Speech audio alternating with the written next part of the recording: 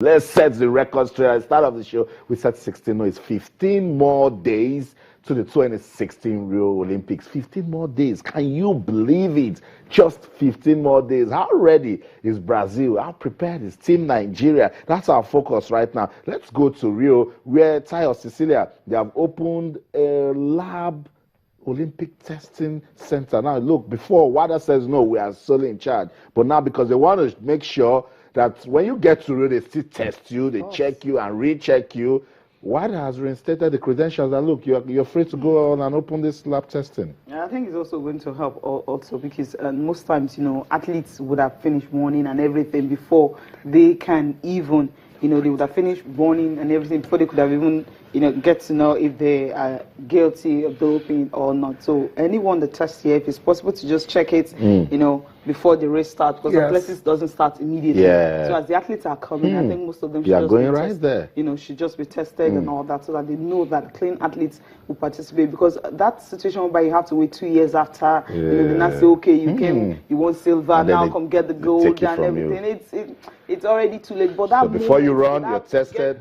After your race, you're being tested again. Yeah, especially when you're running some unbelievable times, when you're running like. And they'll be like, who is that guy? Tayo Salam. We've never heard about him, and he's running sub 10. Check him. Yeah, I mean, I actually witnessed that in Saplet, right?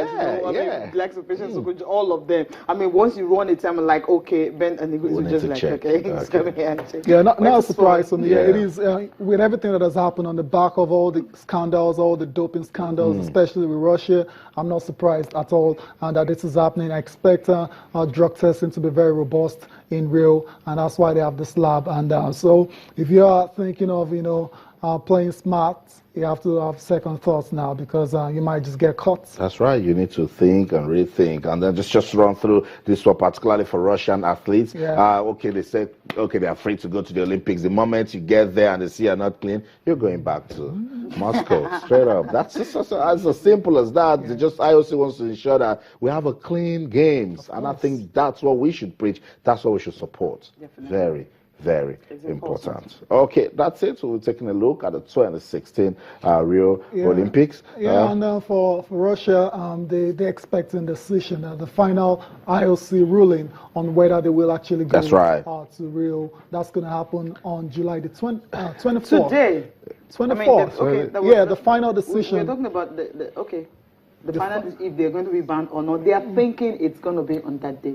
Yeah. But it might come earlier. It might come earlier. But the big one I'm actually waiting for is the one about 68 athletes and their main poster babe. That's for the track and field athletes. I'm talking for the general athletes, and they're expecting IOC's ruling on that one on the 24th. Okay, let's bring it back home now. Tayo, was it on Monday you were excited that the Tigers, they defeated Argentina? They played Argentina again last night, and then the Argentines clapped back.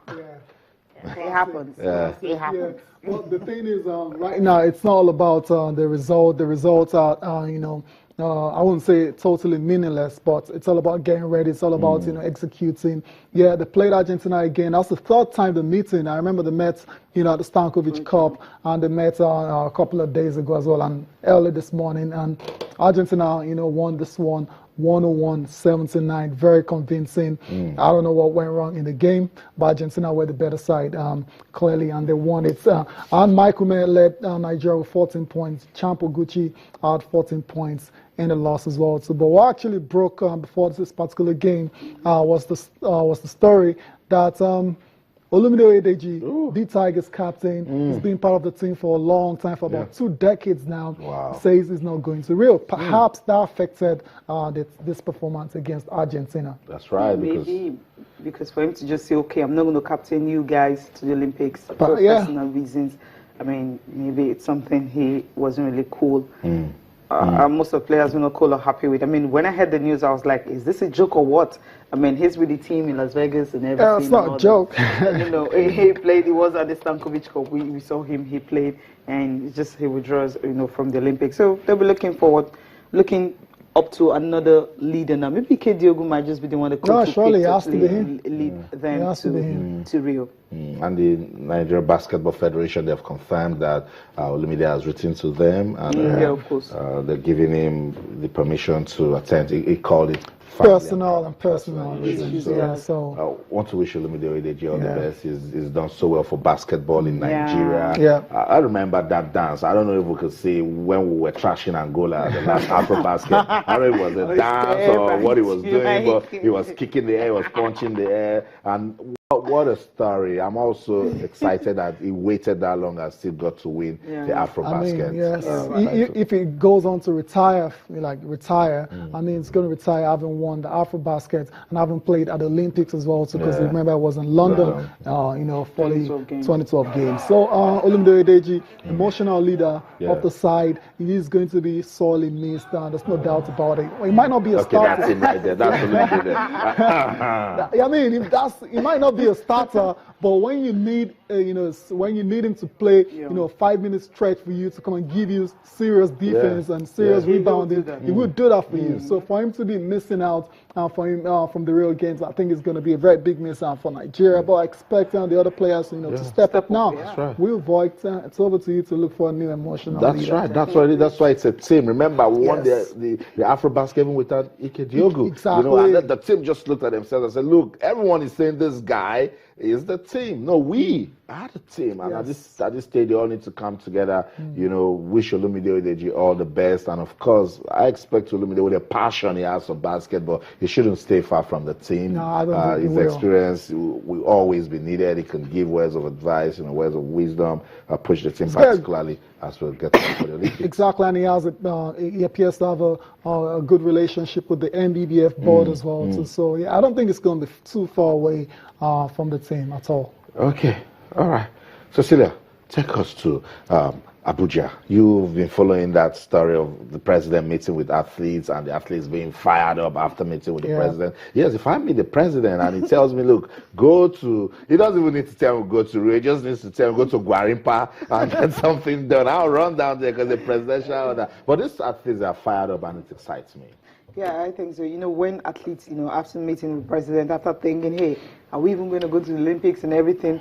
And with what he said to them, they actually say, look, we can really go for this. We can actually, put up the Nigerian spirit and get something out of Rio. Patience Okon-George that Chukwuma spoke with, and also talking about Mariam Usman, both of them were actually saying, look, we can actually be the best we can. Now, this is the ceremony dress in Nigeria is going to be wearing, during the march past at the Olympics. It's pretty Taya, what do you think? Okay, what do you think? Say something. Interesting. Yeah. Interesting. Nice, right? Yeah. I said interesting. I didn't say nice. I love the smile of Ese Brumen. That smile alone, definitely you're going to go for good. Yeah, for Patience Okon-George, I mean, there are a lot of pressure on her. She's the champion. She's a national Nigerian champion for 400 meters. So she wants to go to Rio and at least get into the final. And when you get into the final, anything can happen. But it's going to be very tough for her. For Mariam Usman, weightlifting, she's got a good chance. She's got a good chance, because it's experience. And again, I see the real pressure on Mariam Usman and Efe Ajagba. So representative in weightlifting and boxing. So they look at the country and we used to win medals from the sports, and now we're just the only persons representing the country. Cecilia is really serious pressure. Pressure is much, because when you mention weightlifting, you mention boxing, just why? I mean, we're really not the fact that some guys that may not be going to the Olympics, 387. I mean, that's huge. But you're looking at about 75 athletes from Nigeria, just only one. I think the bulk of players, athletes and players who make up the team, actually the football team and the basketball players, remove those ones. So it seems just 1, 2, 3, or 5%. Also, athletics also have a huge number, about 36. But it's the relay that actually made them having more events and all that to participate in. But it's really not a good one. Maybe if we had a better preparation, maybe we could have more athletes also qualifying and getting to represent Nigeria. But the good thing is, some of the technical director of wrestling was also there. He talked about the fact that they're fired on, and also Gabriel Okon, a track and field athlete, especially 400 meters coach. He also talked about the fact that, look, they are all fired up. They want to go out there and get the very best for Nigeria. He spoke about something that, look, when the minister says Nigerian athletes can actually train at home, but he says, look, if they have the facilities, why not? But not all sports can actually do that. Let's listen to them. importance of sport to the administration? Well, we are excited. I mean, the president has just risen a lot of hope right now. So I think Nigerians should expect great performance from us at the Olympic Games. I'm not going to be promising Nigeria anything because, as you know, it's sports, you know, it's an up and down thing. But I mean, I'm going for the best and I'm going for a medal. So I hope for the best at the Games. Yeah, for the word of courage and everything, I thank God for everything. That the word of courage really motivates us to go there and do better and come back with gold. We are actually very, very happy when you look at our faces because the president has assured us of his commitment. He has also assured us of his support. He has also released money for the Olympic proper. We are actually assured and we are happy, and it will serve as a boost of motivation to the athletes, and we are going to do our best. Those words were very encouraging, and I'm very happy about what he said, that the fund budgeted for the game should be released immediately. So that's the cash phrase I really love. That means we can now prepare and set to go for the games. Depends on the kind of sport you have. I feel some training or most training can still be done here, and we can still go over there and compete and come back. What he means, he's not saying that you cannot train overseas. He just said those training that could be done over here can also be done here. So it's a matter of facilities. If we can upgrade our existing facilities and equipment, I think we can train here and also train overseas. So it's okay.